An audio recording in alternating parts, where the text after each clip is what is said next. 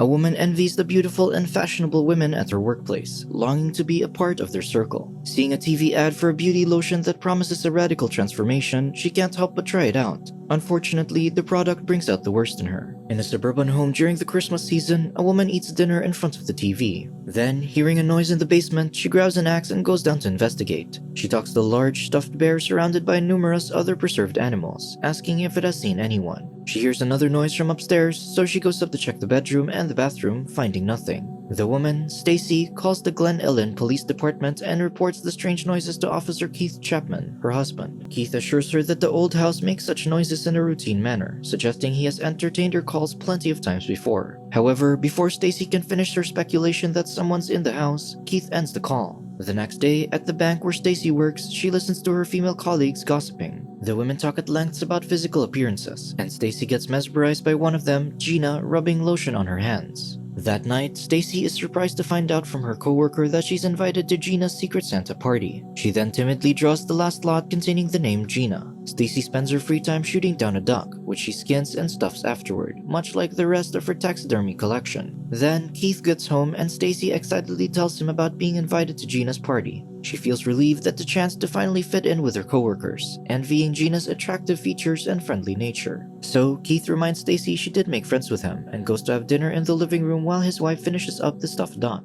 The following night, Stacey arrives at Gina's impressive-looking house carrying a large present. Inside, the women gossip at length about their escapades and beauty regimens. Stacey observes quietly, an ugly figurative duck orbiting a circle of glamorously dressed women. Concluding the chatter with $25,000 facelifts, Gina proceeds to give out gifts to the guests, including a thoroughly confused Stacey, who thought it was a Secret Santa party. They all receive a set of expensive Aloe Glow products, much to the delight of everyone. Stacey then hands her large present to Gina, who opens it with excitement fueled by the chanting guests. Inside is the stuffed duck, which Stacey explains how she shot, skinned, stuffed, and sewed the animal back in grisly detail. The women barely contain their revulsion as Gina puts the duck back in its box, to Stacey's dismay. Gina turns the mood around by highlighting the Aloe Glow gifts, prompting the guests to test out the lotion on themselves. Stacey watches her colleagues all enjoying the feel of the product on their skin, trying it out herself. While the women revel in the lotion's soothing sensation, Stacey, who applied it to her face, notes that it feels warm. One woman points out Stacey's reddening face, causing the others to recoil in disgust. She soon leaves the party well before everyone else, as Gina tells her to keep the ice pack on her face. Stacey apologizes for spoiling the night, but Gina waves it off and urges her to go home almost impatiently. Before the words "Merry Christmas" completely leave Stacey's mouth, she turns around to find the door already shut.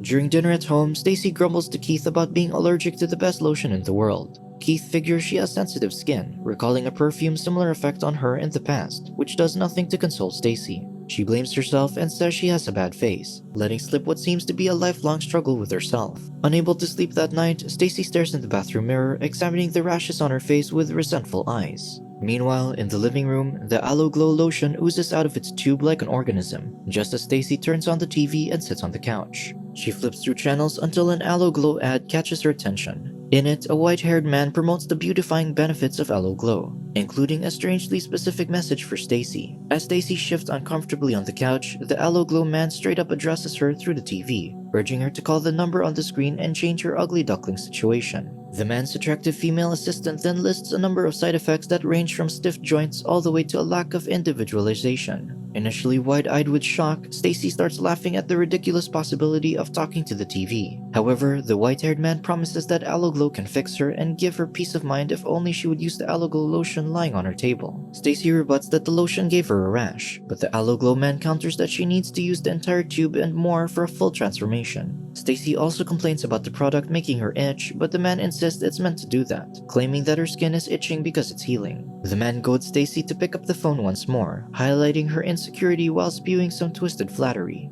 All throughout this spiel, Stacey gradually internalizes the man's words, pushing her to call the Aloe Glow number. After Stacey places her order, the Aloe Glow man leaves one last message to use the lotion, and she picks up the tube from the table. The next morning, a large Aloe Glow box is delivered to Stacey's front door. She takes the box down to the basement, cuts it open, and picks up a tube. Later, Keith sees Stacey watching TV while scratching her face and neck, noting that her rashes seem to have gotten worse. He suggests stop using the lotion, but Stacey dismisses the itching as part of the healing process, parroting the Aloe Glow ad. Keith states how companies like Aloe Glow profit off women's insecurities and that he finds nothing wrong with Stacey. Stacey contends that there is something wrong with her and that Keith wouldn't understand because people don't hold men to the same standards as women. She appreciates her husband's kind words, but insists she needs him to be supportive. Keith then gives in and convinces her to stop scratching, but she gets back at it once he leaves. Throughout the day, Stacey continues to apply copious amounts of aloe glow on her body. Glued to the TV come nighttime, she comes across the aloe glow ad again, later checking to see if her skin is making any progress besides the persistent itching. That night, Keith wakes up to the sound of Stacey scratching her worsening rashes and tells her to stop.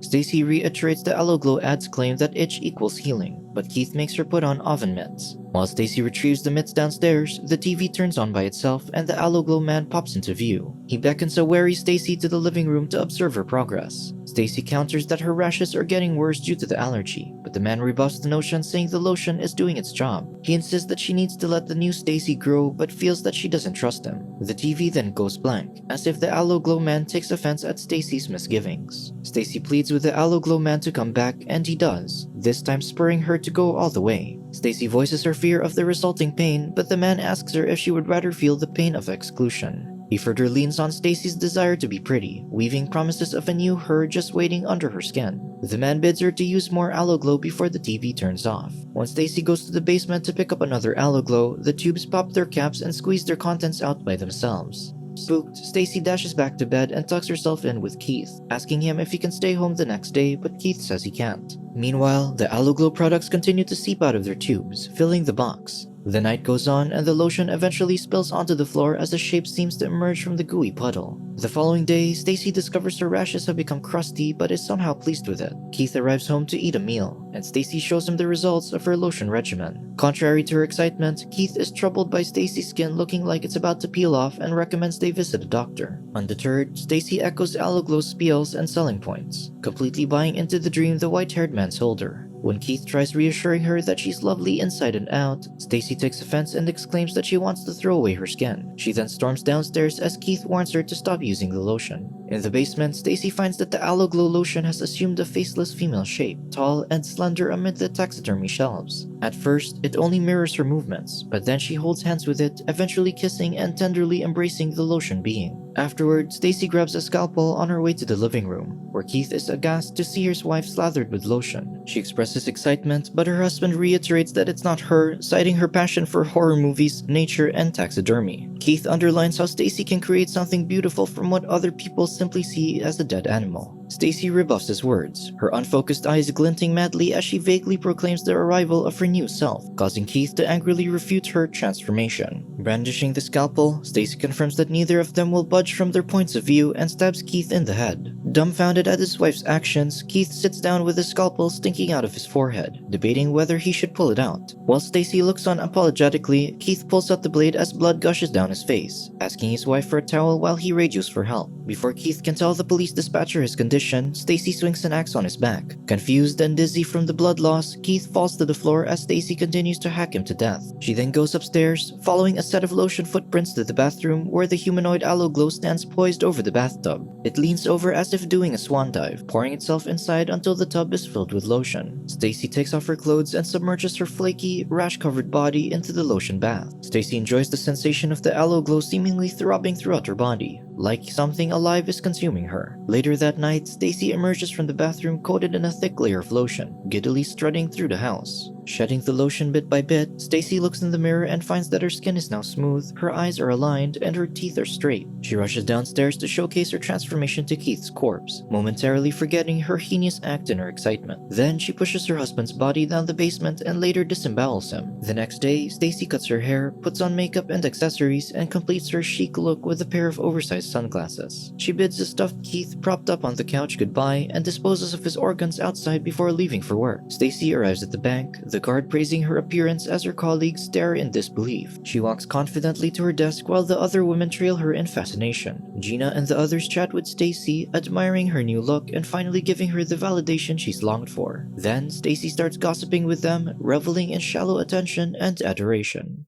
Subscribe to watch more videos like this. Turn on notifications. And leave a like, it really helps the channel out. Thank you for watching.